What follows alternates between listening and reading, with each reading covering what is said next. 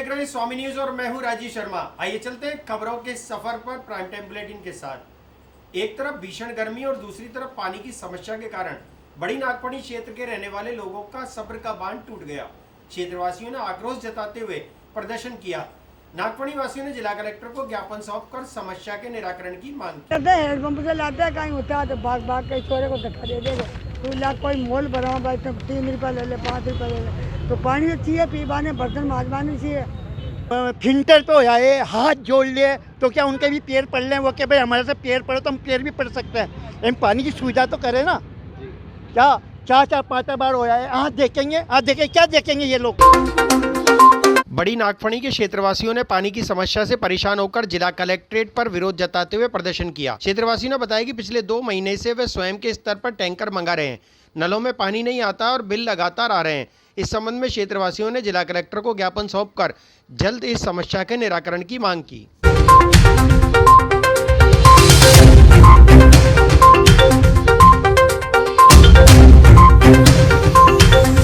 84 साल Mahadev colony, Ramji Lal road और Boraj road ऊपर पटनो रामजी लाल रोड। तो पानी नहीं आ रही और कहीं ना हो गली कौन बनावे, वो पार से गली कौन बना, उल्टा खाड़ा कर दे। तो हमारा गाँव 3-4 बार बिगाड़ दिया। तो भैया जी 20 किलो तो अगला ही मिले, तो जवान छोरा अभी का चाहे 20 तो हमारे 10 तो चाहे। तो गाँव ने बिगाड़ दिया। रुपया कहाँ ना, रुपया तो तय मिले 1000 रुपया कहीं हो।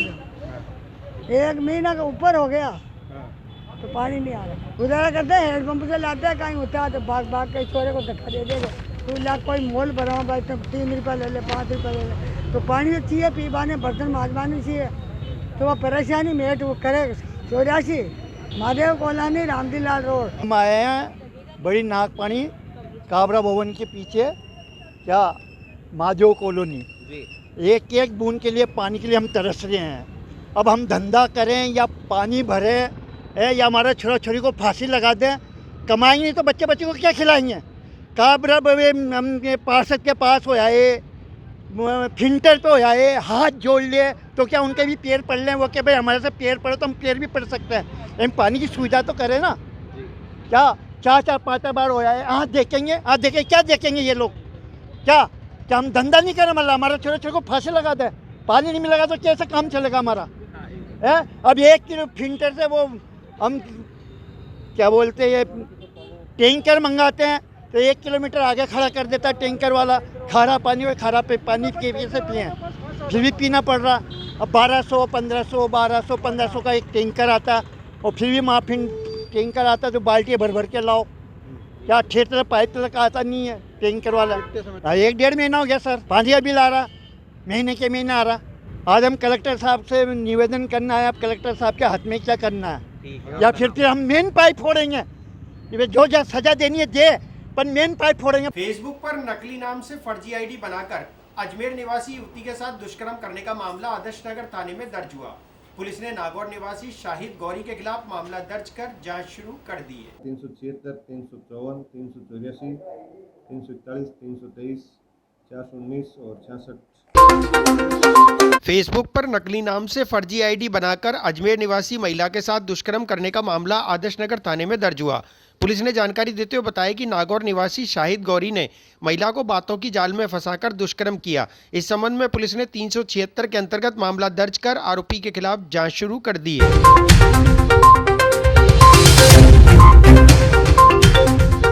दिनांक 16/5/2022 को थाने पे एक रिपोर्ट प्राप्त हुई कि फेसबुक पे एक लड़का है जिसने दोस्ती करके संपर्क बढ़ाया। पहले उसने अपना आप को गलत नाम से गलत जगह का बताया, फिर 1 साल बाद उसने अपना नाम बताया शाहिद गौरी निवासी नागौर। उस रिपोर्ट पे शाहिद गौरी के खिलाफ धारा 376, 354, 384, 341, 323, 419 और 66 में IT एक्ट में मुकदमा दर्ज कर लिया गया और श्रीमान थानाधिकारी महोदय द्वारा कांस्टेबल भर्ती परीक्षा का प्रश्न पत्र लीक होने पर उत्तर विधायक वासुदेव देवनानी ने कांग्रेस सरकार को आड़े हाथों लेते हुए सरकार पर निशाना साधा।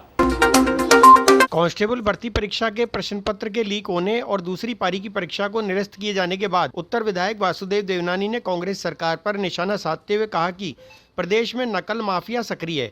देवनानी ने कहा कि जो परीक्षा पुलिस द्वारा आयोजित हो वह प्रश्न पत्र भी नकल माफियाओं के पास कैसे पहुंच जाता है, इससे बड़ी क्या बात हो सकती है। जब से अशोक गहलोत की सरकार आई है, एक भी परीक्षा ये ढंग से नहीं करा पाए हैं। लगभग 11 परीक्षाओं के प्रश्न पत्र आउट हुए हैं। पिछली बार विधानसभा में कानून भी पास किया, वो भी बेअसर हुआ। और कल और परसों में जो कांस्टेबल परीक्षा हुई, उसको भी पहले दूसरी पारी के पेपर का आउट होने की खबर आई। आज एक खबर पहले दिन का भी पेपर आउट होने की आई। पुलिस पेपर करवा रही है और वही पेपर आउट हो रहा है। इससे ज़्यादा गंभीर बात क्या हो सकती है? मैं समझता हूँ कि कहीं ना कहीं इस सरकार के अंदर घुन लग गया है और बड़े स्तरों पे बैठे हुए लोग जो पेपर आउट में कहीं ना कहीं भागीदार हैं, इसलिए पेपर आउट हो रहा है। हमारे समय इस प्रकार की घटनाएं कोई छोटी मोटी हुई तो भी वहीं पे वो फेलियर साबित हो गई, लेकिन लगातार 3 वर्षों में लाखों युवकों के साथ के जीवन के साथ जो खिलवाड़ हो रहा है, मैं समझता इतिहास कभी भी इसको माफ़ नहीं करेगा, जनता माफ़ नहीं करेगी। इस प्रकार की अक्षम, अकर्मण्य और निकम्मी सरकार हमने आज तक राजस्थान के इतिहास में नहीं देखी। अभी जो हाल ही में उदयपुर में चिंतन शिविर हुआ, वास्तव में चिंता शिविर था कि सरकार कैसे बचाई जाए, कांग्रेस को कैसे जिंदा रखा जाए। लेकिन मरी हुई कांग्रेस कभी भी जिंदा हो नहीं सकती, क्यों 3 दिन के चिंतन के बाद जो बार रिजल्ट आई, उसमें इनका नेतृत्व कौन करेगा ये तय नहीं कर पाए। क्योंकि राहुल गांधी की होगी, उसकी होगी, लेकिन किसी को भी इनका आज की तारीख में कोई नेता भी नहीं है। राजस्थान के बारे में भी कोई निर्णय कर नहीं पाए। यानी अशोक गहलोत ने सबके ऊपर जादू का डंडा करके अपनी सरकार पे केवल मोहर लगाई। यह गांधी परिवार पर की सेवा चाकरी के आधार पर मोहर लगाना के अलावा एक चिंतन शिविर कुछ भी नहीं था। इन्होंने कहा कि हम भारत जोड़ो यात्रा निकालेंगे। यह तो तोड़ने वाले लोग हैं। इनके समय ही पाकिस्तान सुरक्षा और बचाव को ध्यान में रखते हुए इंडियन आईओसी प्लांट पर गैस रिसाव के समय किस प्रकार सुरक्षा अपनाई जाए, इसके लिए मॉक ड्रिल कार्यक्रम का आयोजन किया गया। सुरक्षा और बचाव को ध्यान में रखते हुए इंडियन आईओसी प्लांट द्वारा मॉक ड्रिल का आयोजन किया गया। इस दरमियान अगर किसी प्रकार से गैस लीक हो जाए तो उससे किस प्रकार से बचाव होगा, इस संबंध में मॉक ड्रिल किया गया। जिला कलेक्टर अंशदीप ने जानकारी देते हुए बताया कि मॉक ड्रिल के साथ साथ किस प्रकार के उपकरणों को कार्य में लिया जा रहा है, इस संबंध में भी चर्चा की गई।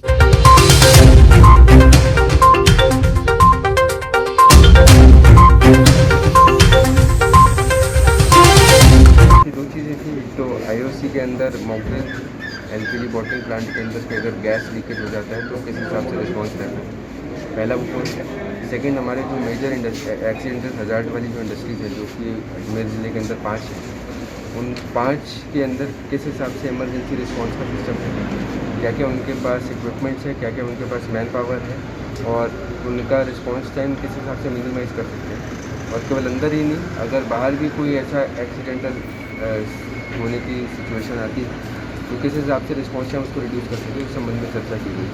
मेरा मानना है कि अभी तक जो फैसिलिटीज़ हैं हमारी 5 के 5 एरियाज़ के अंदर एडिक्वेट है, और उसको किस हिसाब से और बेटर कराया जा सकता है। शहर में चोरों द्वारा लगातार सूने पड़े मकानों को निशाना बनाया जा रहा है। इसी क्रम में किशनगंज थाना क्षेत्र में सूने पड़े मकान में चोरों ने वारदात को अंजाम दिया। चोरों ने मकान में रखी अलमारी से चांदी के सिक्के, गिलास, करीब 6 तोला सोना चुरा लिया। इस संबंध में पुलिस ने मुकदमा दर्ज कर जांच शुरू कर दी है। के और मेन गेट का ताला टूटा हुआ था, अंदर का सामान बिखरा हुआ था। किशनगंज थाना क्षेत्र में सूने मकान में चोरी का मामला सामने आया। थानाधिकारी ने जानकारी देते हुए बताया कि पीड़ित का घर केशव नगर वैशाली नगर में है, जो काफी समय से बंद है। पड़ोसियों द्वारा ताले टूटने की सूचना मिलने पर पीड़ित थाने में मुकदमा दर्ज कराने पहुंचा, जिस पर पुलिस द्वारा जांच की जा रही है।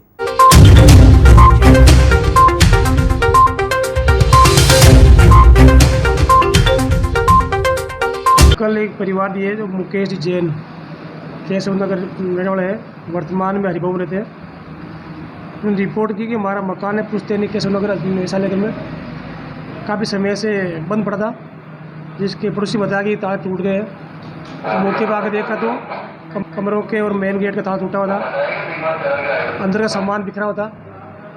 रिपोर्ट दी है, कुछ सामान नकदी भी थी, कुछ जेवरात पड़े थे, जिस पर मुकदमा दर्ज किया है और जांच जारी है। ये मकान नंबर 275 केशव नगर वैशाली नगर। गुरु गोरक्षनाथ जी के प्राकट्य महोत्सव के अवसर पर नाथ समाज के युवा वर्ग, मातृशक्ति और बुजुर्गों के मार्गदर्शन से भव्य शोभा यात्रा का आयोजन किया गया।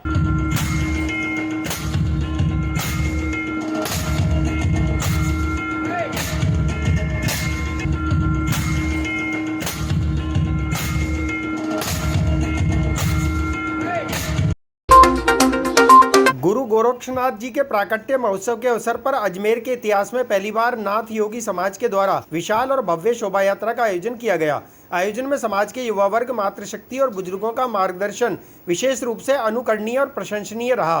गुरुदेव की महिमा मंडित करने वाली भव्य शोभा यात्रा के लिए समाज की समस्त युवा टीम ने इस आयोजन की सफलता में चार चांद लगाने में कोई कसर नहीं छोड़ी।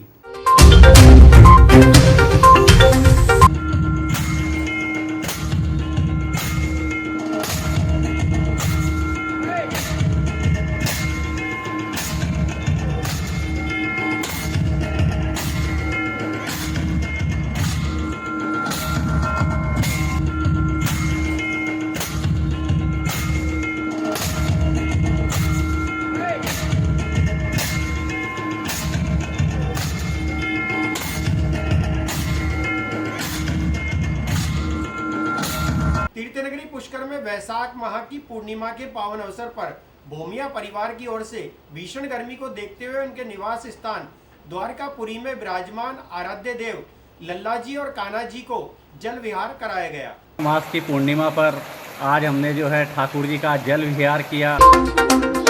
वैशाख माह की पूर्णिमा के पावन अवसर पर भोमिया परिवार की ओर से भीषण गर्मी को देखते हुए उनके निवास स्थान द्वारिकापुरी में विराजमान आराध्य देव लल्ला जी और कान्हा जी को जल विहार कराया गया। गोपाल लाल भोमिया, भक्त लल्ला जी के लाला कांति कुमार भोमिया, संजय भोमिया सहित परिवार के अन्य सदस्यों ने लल्ला जी की पूजा अर्चना के बाद जलाभिषेक किया और लल्ला जी कान्हा जी का मनमोहक श्रृंगार किया।